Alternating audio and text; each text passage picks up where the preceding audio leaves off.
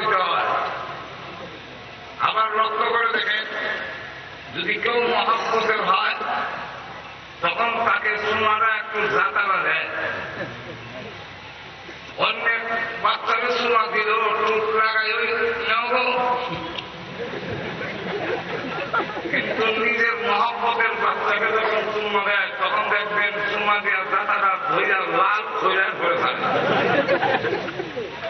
আল্লাহ বলছেন আমার নবীর নাম উচ্চারণ করবা, মিমের উপরে মিম উঠাইয়া দিয়া ওয়াজিব করনা, জাতারা ধরো ওয়াজিব মুহাম্মদ, এইভাবে জাতারা ধরে উচ্চারণ করতে হবে। সুতরাং তার নামকে মুহাম্মদ বিকৃত করা এটা কোন সত্যিকার মানুষের দ্বারা সম্ভব নয়। রাসূল করিম সাল্লাল্লাহু আলাইহি ওয়াসাল্লামের মাথা মোবারক থেকে নিয়ে পা মোবারক পর্যন্ত কোন কাজের ভুল করতে পারে না। সুতরাং কেউ যদি কালো হয়, তার মুখের কন্ডিশন ভালো না, চৌক দোষ, যেমন সেরাক বিবির ফুয়া, তার নাম গোলাম আহমদ কাদিয়ানী, সে নবী হতে পারে না। এর কারণ এর একটা চোখ আমরা দেখছি না, কিন্তু তার ছবি দেখছি, ছবির মধ্যে দেখা যায় একটা চোখ যেমন নাই আমরা রয়েছে, যার চোখ দোষ এর নবী হতে,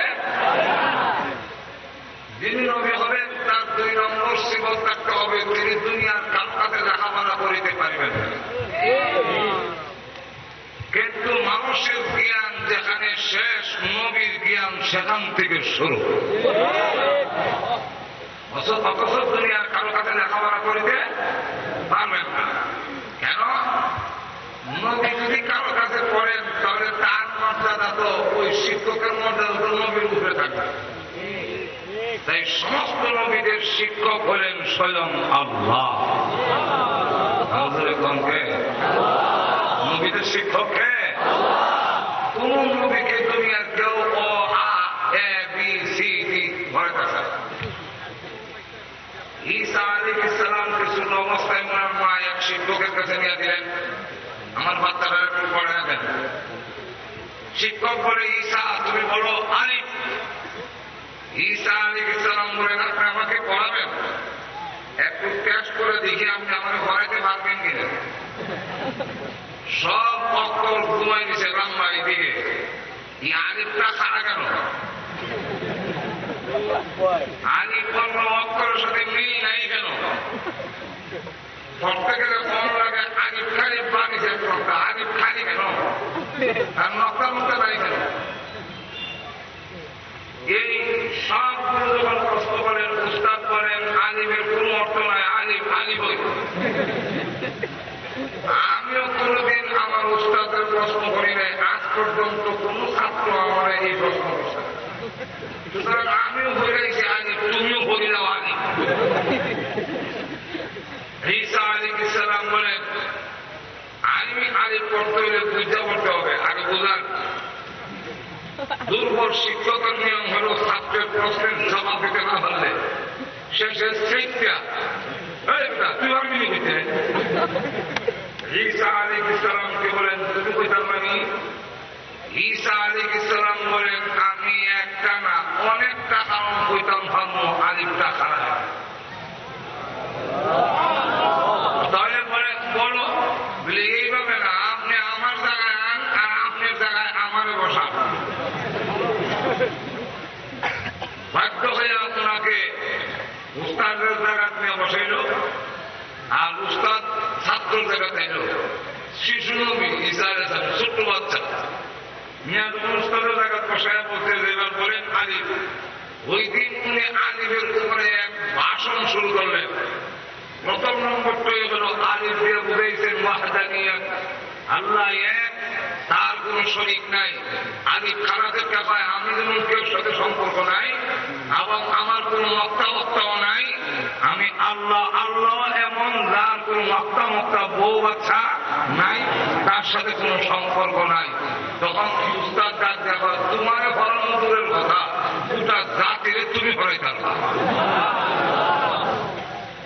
আমাদের নবীকে যখন তারা পুরো আলামিন বলে, মাসিটা সব করে নিয়ে যান, লা ইয়াস্তানকিযুহু মিনহু, তার হাত থেকে খাবার আটকে রাখতে পারে, এই মাসি আমার খাওয়া নিস না।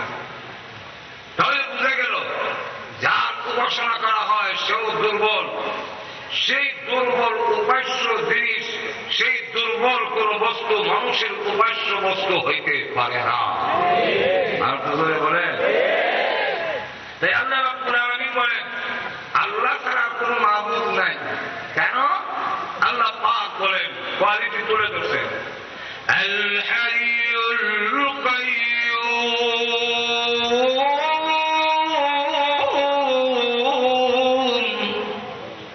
যে তিনি হাই, চিরঞ্জীব, যার কোনো মরণ নাই, যার ধ্বংস নাই, যার লয় নাই, যার ক্ষয় নাই, যার বাড়তি নাই, যিনি হলেন আল্লাহ। একমাত্র আল্লাহর মরণ নাই। আর সকল নবী হোক, ওলি হোক, গাউস হোক, কুতুব হোক, প্রত্যেকের মরণ আছে কি নাই? আর তো ধরে বলেন মুক্তির মরণ নাই।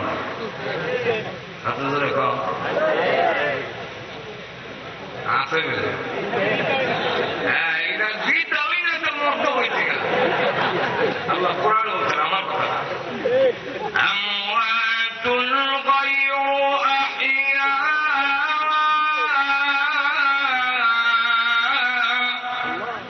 ওয়া মা ইয়াশউরুনা আইয়ানা ইউবআসুন। আল্লাহ রাব্বুল আলামিন বলেন আমওয়াতুল গায়রু আহইয়া, এটা সব মরা, একটাও জিন্দা নয়। সুতরাং যে মরা বস্তু কোনদিন ও মানুষ তোমরা তার পূজা করতে। আর তো যারা বলে আল্লাহ পাক কোন আয়াতের মধ্যে বলেন, আল্লাহ রাব্বুল আলামিন বলে কুল্লু মান আলাইহা ফান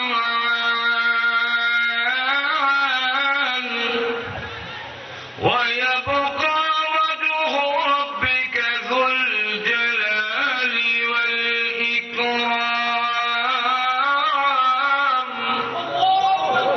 আল্লাহ রাব্বুল আলামিন বলেন কুল্লু মান আলাইহা ফান, সবগুলো ধ্বংসশীল।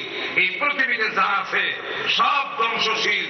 একমাত্র সম্মান ও মর্যাদার অধিকারী বাকি থাকবেন, তিনি হলেন আল্লাহ। বলেন কে? আরো জোরে বলেন আল্লাহ। হইতে মুখটা ভরে আসে, আল্লাহ রাব্বুল আলামিন বাকি থাকবেন। সকলেরই মরণ আছে, সকলেরই ধ্বংস আছে। তাহলে আল্লাহ রাব্বুল আলামিন তার বিশ্ব নবীকে বলেন, কোরআন শরীফে আল্লাহ ঘোষণা দিয়েছেন ইন্নাকা মাইতুন ওয়া ইন্নাহুম মাইতুন। হে রাসূল, আপনিও মরণশীল, আপনার দুশমন যারা তারাও মরণশীল। তাহলে এতক্ষণ পর্যন্ত আপনাদেরকে যে জিনিসটা আমি বুঝাইতে চাচ্ছি সেটা হলো যে আমাদের প্রত্যেকের মরণ আছে তো। আর দুজনে বলেন এই মাসআলার মধ্যে সকলেই একমত। আর দুজনে কম বিভিন্ন মাসআলায় দ্বিমত আছে, এমনকি আল্লাহ নিয়েও দ্বিমত আছে না? আমাদের দেশে একদল আছে না নাস্তিক। আর দুজনে বলে নাস্তিকদের কইলে কি আপনার শরীরে কোনো আগুন লাগবে? আরো ধরে বলেন আওয়ামী লীগের সাথে তো নাস্তিকের সম্পর্ক হওয়ার কথা না, বিএনপির সাথেও না, সরকারের সাথেও না, জাতীয় পার্টির সাথে না, কোন ভাবের সাথে নাস্তিকদের কোন সম্পর্ক হওয়ার কথা নয়। সুতরাং নাস্তিকদের কইলে আপনার শরীরে লাগবে নাকি? একটু ধরে কম সেরকম লক্ষ্য করে দেখেন আমাদের দেশে এখন আবার কিছু নাস্তিক ও মাথা ছাড়া দিয়া নাস্তিক। নাস্তিক কারে করে? যারা আল্লাহর অস্তিত্ব এবং আল্লাহর ক্ষমতা বিশ্বাস করে না, তারা হল। আর বুঝলে বলে নাস্তিকের সাথে মুসলমানের কোন সম্পর্ক নাই। আর বুঝলে বলে আমরা যারা আল্লাহ বিশ্বাস করি এদের সাথে নাস্তিকের আল্লাহর অস্তিত্ব যারা বিশ্বাস করে না, আল্লাহর ক্ষমতা যারা বিশ্বাস করে না, এদের সাথে কোন সম্পর্ক নাই। বিশেষ করে বাংলাদেশ এমন একটি ভূখণ্ড, এটা নাস্তিকের দেশ নয়, এটা মুসলমানের দেশ। দেশের শতকরা 100 জনের মধ্যে 90 জন মুসলমান। আর তো ধরে বলে আমরা মনে করি এই দেশের সরকারও তারাও মুসলমান। আর তো ধরে বলে সুতরাং নাস্তিক আল্লাহর অস্তিত্ব নিয়েও তারা বলে আল্লাহ নাই। তারা কিছু আবার ইংরেজি মাঠে Real god is not, god নাই। তো গড না তাকে কেমন হইল, পৃথিবী কেমন হইল? আহ না, আচ্ছা কোন জিনিসকে আহ নামে হয়। বলে আরেক দলে বলে মহাশূন্য নাকি একটা বড় গ্রহ ছিল, এটা হঠাৎ করে বিস্ফোরণ ঘটে গেছে, ফুটে গেছি, আর এক টুকরা নিচের দিকে পড়ে গেছে, বস পৃথিবী হয়ে গেছে। পৃথিবী হয়ে গেছি এমনই। আচ্ছা এইভাবে হয়? আজকে যদি কোন বক্তা মাইকের মধ্যে এসে ওয়াজ করে যে ভাইয়ারা আমার এখানে একটা লোহার টুকরা ছিল, হঠাৎ করে ঘুরে গেছি, এক টুকরা স্টেন হয়ে গেছে, এক টুকরা মাউথপিস, এক টুকরা ইউনিট, এক টুকরা হরন, এক টুকরা মেশিন, এক টুকরা ব্যাটারি, হঠাৎ করে ভাইয়ারা মাইক হয়ে গেছে, তখন আপনারা সব একসাথে বলবেন যে এই মোল্লার মাথার তার ছিঁড়ে গেছে। তাহলে যারা বলে কেমনি হয়ে গেছে পৃথিবী, কোনো বানানো বলা নাই, ওনারা যত বড় শিক্ষিত হোক, ডক্টর যদি হয়, তবে এদের মাথার তার ছেঁড়া কোন সন্দেহ নাই। পৃথিবী এমনি হয় নাই, এর একজন বানানেওয়ালা। আর দুজনে বলে তাহলে এখন লক্ষ্য করে দেখেন, আল্লাহ নিয়েও দ্বিমত, রসুল নিয়েও তো দ্বিমতের আর অভাব নাই। যেরকম ঠিক কিনা? সারা বিশ্বের সকল লোক, ইহুদি হোক, খ্রিস্টান হোক, নাস্তিক হোক, আস্তিক হোক, সকলেই এক মাসআলায় একমত, এটার নাম হল মানুষ মরণশীল। আর দুজনে বলে মানুষ মরণশীল। আপনারা বিশ্বাস করেন তো? না করেন না? এটার মধ্যে কোন দ্বিমত নাই। যদিও আমরা অন্তর থেকে বলি, কিন্তু আসলে আমাদের মুখ দিয়ে বলি, কিন্তু অন্তরের সাথে আমাদের কথার কোন মিল নেই। মুখ দিয়ে বলি যে আমরা মরণশীল, মরে যাব, কিন্তু আমাদের কাজ হল মরণের উল্টা পাল্টা। মুখ দিয়ে আমরা কয় 1 মিনিটের নাই বর্ষা, আর মুড়ি বাজাইতে বাজাইতে মরে গেছি। 1 মিনিটের নাই বর্ষা, এই কথা মুখ দিয়ে কয়, আবার আর মনেও বাজায়। আপনাদের এখন না আসেনি রকম। আবার আরেকটাই কয় নিঃশ্বাসের বিশ্বাস নাই,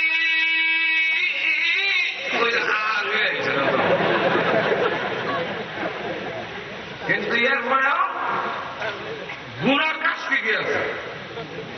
আমরা প্রত্যেকে মরণশীল, প্রথম নম্বর কথা। যেরকম ঠিক কিনা? এরপরে হল মরণে যন্ত্রণা। প্রথম হলে আমরা মরণশীল, এটার মধ্যে সকলে একমত। যেরকম ঠিক কিনা? মরণশীল, আবার এমন মরণশীল যে 1 মিনিটেরও কোন নিশ্চয়তা নাই। আজকে এই মাহফিলে যারা বসছেন, এই মাহফিলে বসা অবস্থায় মৃত্যু হওয়ার সম্ভাবনা আছে। আর তো ধরে বলে সব একমত। এই মাহফিলের ভিতরে থাকা অবস্থায় মরণ হতে পারে, এই কথাটা একমত না? আমরা প্রত্যেকেই মরণশীল, মরণ বিশ্বাস করি। এবার আসেন আল্লাহ পাক আয়াতের মধ্যে বলে কুল্লু নাফসিন যায়িকাতুল মাউত,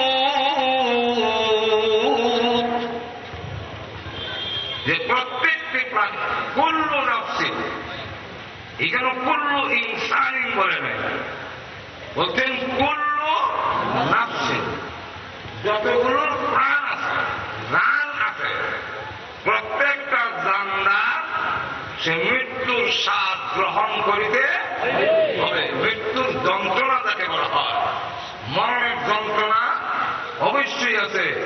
এতে গিয়া গুনাহগার হোক আর নেককার হোক, গুনাহগার হোক আর নেককার হোক, গুনাতা হোক আর নাতা হোক, পয়গম্বর হোক, ওলি হোক, গাউস হোক, কুতুব হোক, প্রত্যেকেরই মরণের যন্ত্রণা অবশ্যই ভোগ করিতে হইবে। আর দুজনে বলেন, আমি আপনাদের কাছে জানতে চাই, আমরা দেশের আঁশ মুরগি দেয়, এরা তো কোনো গুণা আছে? ছাগল বকরি গুণা আছে? তাহলে এবার বলেন, একটা গরু জবাই করলে এটা কি নড়াচড়া হয় না এমনি করি তাই? আর দুজনে কন কেন নড়াচড়া করে? একটু গুণা নাই, হ্যাঁ বলে ফেলে, কষ্ট হয় এখানে। একটা আসল বড় ছুরি লেগে দৌড় মারে, বুঝা যায় হাঁস মুরগিরও গলা কাটলে কষ্ট হয়, যন্ত্রণা হয়। কেন?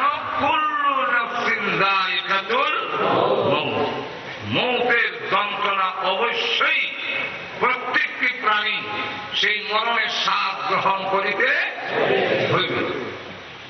তাই এখন আসেন, প্রত্যেকের মরণের যন্ত্রণা আছে। এই মরণের যন্ত্রণা থেকে কেউ রেহাই পায় না। আল্লাহ রাসূল সাল্লাল্লাহু আলাইহি ওয়াসাল্লামকে আম্মাজান আয়েশা রাদিয়াল্লাহু আনহা প্রশ্ন করেন, ইয়া রাসূলুল্লাহ, মুমিন ঈমানদার যারা, তাদের কি মরণের কষ্ট হবে? আল্লাহ রাসূল বলেন, হ্যাঁ, মুমিনেরও মরণের কষ্ট হবে। আম্মাজান আয়েশা বলেন, ইয়া রাসূলুল্লাহ, মুমিনের যদি মরণের কষ্ট হয়, কাফেরেরও কষ্ট হবে, পাপিষ্ঠ গুনাহগার দেশ তারও মরণের কষ্ট হবে। আবার মুমিনেরও যদি মরণের কষ্ট হয়, তাহলে মুমিনের ইজ্জত রইল কোথায়? মুমিনেরও মরণের যন্ত্রণা হবে, মরণের কষ্ট হবে, কিন্তু জেনে রাখো, মুমিনের মরণের কষ্ট কষ্ট থাকবে না, আনন্দে পরিবর্তন হয়ে যাবে। মুমিনের মরণের যন্ত্রণা হবে, কিন্তু এই যন্ত্রণা আনন্দের হবে কিভাবে? সেটাই হলো বুঝার বিষয়। আমাদের দেশের বাংলা কবিও বলেছেন, যেদিন তুমি এসেছিলে ভবে, কেঁদেছিলে একা তুমি, হেসেছিল সবে, এমন জীবন করবে গঠন, মরণে হাসিবে তুমি, কাঁদিবে ভুবন। যেরকম থেকে যেদিন আমরা পৃথিবীতে আসছিলাম, এদিন শুধু যে আসে সে কাঁদবে। আপনি কাঁদছেন কিনা? আপনি তো দেখুন, কোথাও পারি না, আমি তো ওই সময় কোথাও পারি না কাঁদছি কিনা।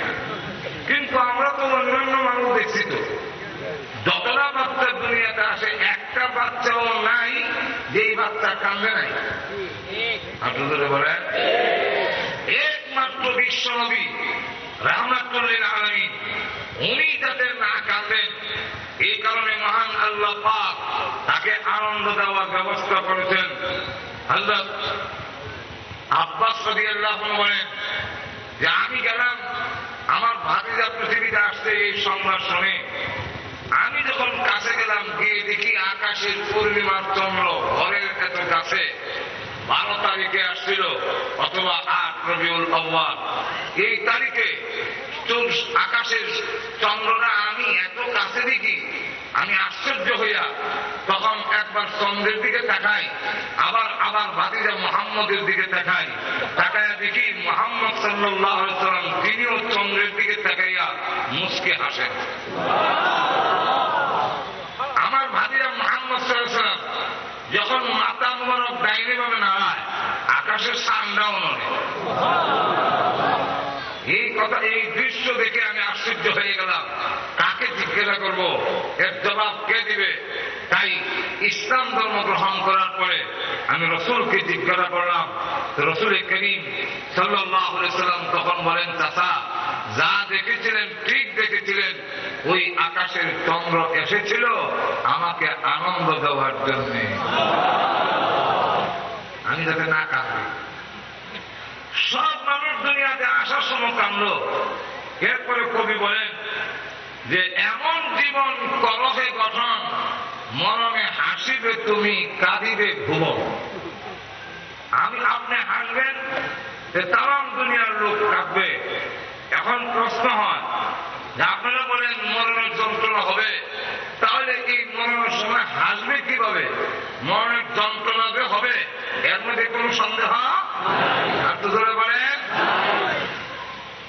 হযরত ঈসা আলাইহিস সালাম সমাজের লোকদেরকে যখন কালিমার দাওয়াত দিলেন, আল্লামা জালালউদ্দিন সৈয়দী রাহমাতুল্লাহ আলাইহি লেখেন ওনার কিতাবে, এলাকার লোকেরা বলল আপনাকে নবী হিসাবে মেনে নিতে পারি, কবর থেকে কোন মুর্দা যদি পুরান মুর্দা উঠটা কয় আপনি নবী, তাহলে আমরা মানব। এর অর্থ হইল পুরান মুর্দা উঠতো না আর আমরা কম আসতো, যে মুর্দা পুরান হয়ে গেছে না হইতে বলে আর বিষয় শেষ করতে করব। অথচ আল্লাহ ইচ্ছা করলে পারেন কিনা? ঈসা আলাইহিস সালাম এক পুরান গুরুস্থান, সেখানে গিয়ে বললেন কুম বিইজনিল্লাহ, আল্লাহর হুকুমে উঠেন, কবর কে আছেন, মুর্দাকে জিন্দা করা এই ক্ষমতা কার? আর দুজনে বলেন আহলে সুন্নাত ওয়াল জামাতের আকীদা বিশ্বাস হলো মুর্দাকে জিন্দা করার ক্ষমতা কোন পয়গম্বরের নাই, কোন ওলি গৌসুলের নয়, এটা একমাত্র এই ক্ষমতা আল্লাহ। আর দুজনে বলেন আমাদের দেশে অনেকে আহলে সুন্নাত ওয়াল জামাত দাবি করে, কিন্তু বড় বিশ্বে 12 বছর আগে বরযাত্রীর নৌকা টান্দা তুলে দিচ্ছে। বড় বিশ্বে কি মুর্দা জিন্দা করার ক্ষমতা আছে? মুর্দাকে জিন্দা করা এটা ক্ষমতা না। এই জন্য ঈসা আলাইহিস সালাম পয়গম্বর হয়ে তিনি বলতেছেন কুম বিইজনিল্লাহ, আল্লাহর হুকুমে উঠো। আল্লাহ মাকে সরাই দিচ্ছেন, কবর থেকে একজন উঠছেন। ঈসা আলাইহিস সালাম জিজ্ঞাসা করেন মান আনতা ওয়া মা ইসমুকা, আপনার নাম কি এবং আপনার পরিচয় কি? উনি ডাক দিয়ে বলেন আমার নাম হলো আনা সাম, আমার পুরো পরিচয় হলো আনা সাম ইবনে নূহ, আমি নূহ আলাইহিস সালামের ছেলে, আমার বাবা আল্লাহর পয়গম্বর ছিলেন, আমিও আল্লাহর পয়গম্বর ছিলাম। ঈসা আলাইহিস সালাম বলেন তাহলে ঠিক মতো উঠেছে। এবার বলেন আমি আল্লাহর পয়গম্বর কিনা? উনি বলেন আমি আগেকার পয়গম্বর হইয়া সাক্ষী দিতেছি আপনি আল্লাহর শ্রেষ্ঠ পয়গম্বরের মধ্যে। ঈসা আলাইহিস সালাম বলেন দুইটা প্রশ্ন করবো, দুইটা জিনিস জানতে চাবো। একটা জিনিস হলো আপনার অর্ধেক চুল সাদা আর অর্ধেক চুল কালো, এই অর্ধেক থাকলো কেন? চুলদারি সাদা হওয়ার বিধান আসছে ইব্রাহিম আলাইহিস সালামের যুগ থেকে। আপনি তো এর আগের পয়গম্বর, এর আগে 5000 বছর বাঁচলেও চুলদারি সাদা হইতো না, তাহলে আপনার চুলদারি সাদা হইল কেন? উনি বলেন হে আল্লাহর পয়গম্বর ঈসা আলাইহিস সালাম, আমার একটা চুল সাদা ছিল না, সবটি আমার কালো ছিল। আমার বিশ্বাস আমি কিয়ামতের আগে আর উঠতে হবে না।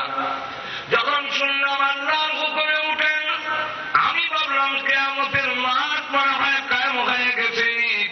আল্লাহর সামনে দাঁড়ায় এখন কি জবাব দেব এই চিন্তায় কবর থেকে উঠে আপনার সামনে দাঁড়াইতে দাঁড়াইতে আমার শরীর অর্ধেক চুল সাদা হয়ে গেছে। ঈসা আলাইহিস সালাম আল্লাহর পয়গম্বর, আপনি কি এখন পৃথিবীতে কয়েকদিন থাকবেন না চলে যাবেন? যদি থাকতে চান আমি আল্লাহর কাছে দরখাস্ত করব কয়েকদিন বেড়াইয়া যান। হযরত সাম আলাইহিস সালাম বলেন ও আল্লাহর পয়গম্বর, আমি কি দুনিয়াতে থাকবো না চলে যাব?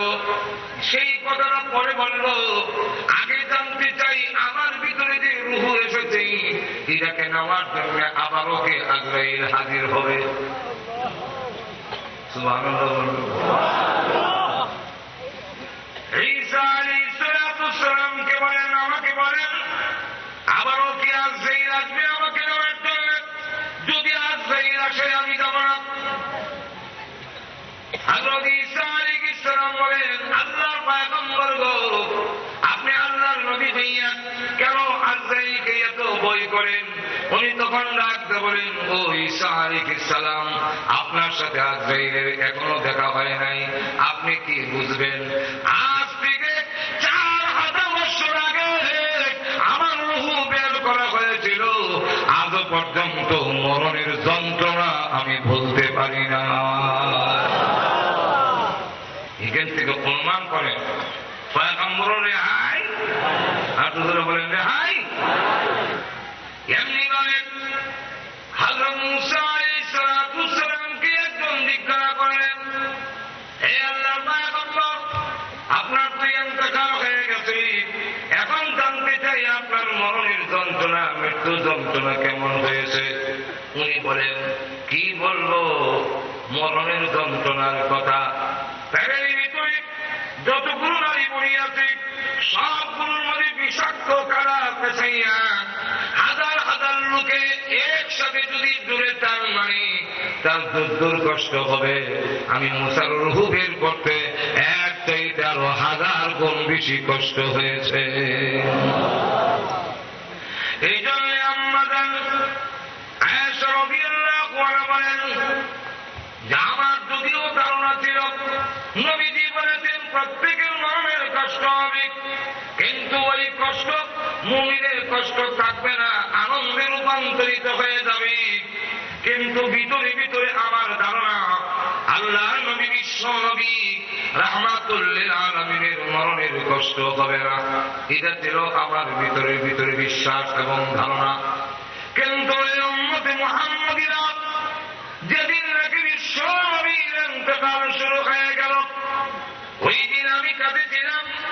আমি দেখেছি আল্লাহর নবী বিশ্ব নবী রাহমাতুল লিল আলামিনের মাথা ব্যথা, বুকে দারুণ ব্যথা, নবীজি মাথা মুবারক ঘোরাতে পারেন না।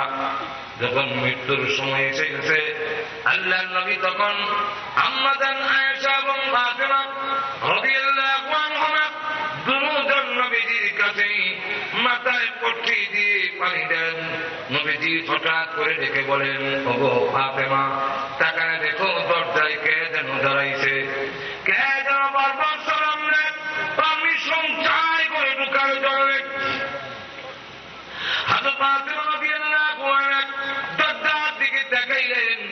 নিয়ম হল যার মৃত্যু যন্ত্রণা শুরু হবে সে শুধু আজরাইল দেখবে, আশেপাশের লোকেরা কেউ আজরাইল দেখবে না। কিন্তু আল্লাহ রাব্বুল আলামিন বলেন, আজরাইল তুমি প্রকাশিত হয়ে যাও, আর না হয় ফাতেমা যদি তোমাকে না দেখে আমার নবীজির কথাটা মিথ্যা হয়ে যাবে। ফাতেমা বলবে, আব্বাস কেউ নাই, আপনি কি দেখেছেন?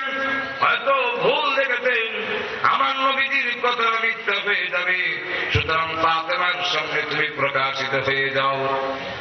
আজকে যখন প্রকাশ হয়ে গেল ফাতেমা রাদিয়াল্লাহু আনহা বলেন, আব্বা একটা মানুষ দরজার সামনে দাঁড়ানো, তিনি পারমিশন চাচ্ছে ঘরে ঢুকার জন্য, তার পা গুলো হলো জমিনে, মাথা আসমানের কাছে। হে আব্বা, সমস্ত শরীর একবারে কালো, দুই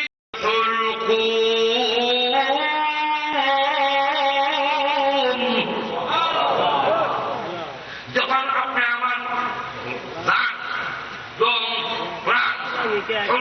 কন্ট্রোলারিতে আসে, আরে কায়তের মধ্যে বলছেন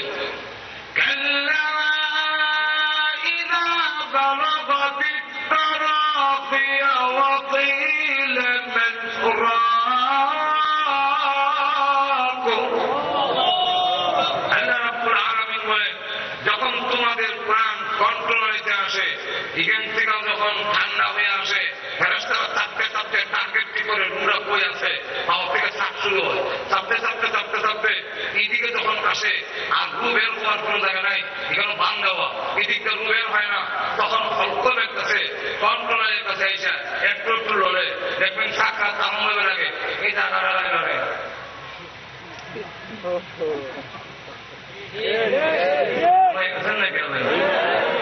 আজরাইল আলাইহিস সালাম তখন ওনার সাথে ডাইন সাইডে 500 রহমতের ফেরেশতা, বাম সাইডে গজবের 500 ফেরেশতা নিয়ে আসেন। আল্লামা আশিক আলাহি বলন্দের শহরি রাহমাতুল্লাহ আলাইহি ওনার কিতাবে লেখেন 500 ফেরেশতা যখন রহমতের যদি নেককার হয় বলে চাপ দিয়া ধরো, 500 রহমতের ফেরেশতা ধরো, আর যদি বদকার হয় তাহলে বাম দিকের 500 ফেরেশতাকে বলে চাপ দাদা ধর, ধরে দইরা রুটা কোথায় আছে, রুটাকে টার্গেট করার জন্য পায়ের নিচ থেকে যখন যাত্রা শুরু হয়, যাত্রা যাত্রা যখন এখানে আসে, আজকে বলা হয় এই অর্থ হল বড়া হবে, বড়া হওয়ার ফাইলটা লুকাই, এই কারণে মজহুল, এই কারণে বলা হয় ফাইলকে কে বলবে। তাই মুফাসসিরে কেরামরা বলেন ফেরেশতাও হতে পারে, সে নিজেও হতে পারে। তখন সে বলবে, যখন তার প্রাণ এখানে চলে আসছে, তখন বলে কিলাম মান রাক, তদবির করেন না, দাঁত দেন না, কে আসলে তদবির করেন না। দুনিয়াতে দেখা যায় যখন বিপদে পড়ে, তখন আমাদের দেশের বাংলাদেশের পুলিশ যদি কাউকে ধরে, ধরলে পরে পুলিশের কানের মধ্যে ইসমে আজম করে ফু দিলে চললে, ইসমে আজম করতে নেন ঘুষের টাকা, ঘুষের টাকা, এটা হইল পুলিশের জন্য ইসমে আজম। ইসমে আজম করে ফু দিলে পুলিশের আসামি ছেড়ে দিয়ে সরকারের বোঝায় গেছিলাম তোরার লাগে লাগাল হয়েছি না।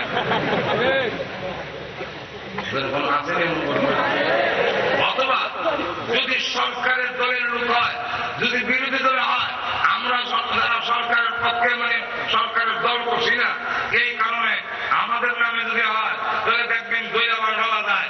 আর সরকারের দলের লোক যদি হয়, আর সে যত বড় জাফলং এলাকার গোয়াইন ঘাটের যত বড় সন্ত্রাসী হোক, ধরার পরে যদি মন্ত্রী টেলিফোন করে আর বলে ওকে ছেড়ে দিন, এই যে ওসি সাহেব, হ্যাঁ ওকে ছেড়ে দেন, তখন ওসি হয় স্যার কেমনে ছাড়তাম, তার যন্ত্রণায় গোটা গোয়াইন ঘাটবাসী অতিষ্ঠ, সবাই আতঙ্কিত। সুতরাং তার যন্ত্রণায় এলাকার মানুষ বড় কষ্টের মধ্যে আছে, তার ওকে কেমনে ছাড়ি। তখন মন্ত্রী আর বাংলা হয় না, তখন কয় ইংলিশ কয়, দিস ইজ মাই অর্ডার। তখন ওসি সাহেব তার চাকরি থেকে বেরলে কয় 3 কাশি দিয়া জি স্যার। যদি আপনাদের গোয়েন্দা এলাকার সংখ্যা হাজার হাজার লোক যদি এসে জমা হয়ে যায়, আর 4-5 জন পুলিশ এসে আসামি ধরত, আসামি ধরে ফেলছে, আর 1.5 পাশে যখন ভারী সুযোগ হয়েছে, তখন এমন ঘটনা ঘটছে বাংলাদেশে, পুলিশের জুতা মোজা ফলায় আসামি ধরে দিচ্ছে উঠত, যেরকম ঠিক না। তখন ফেরেশতারা অথবা নিজে বলবে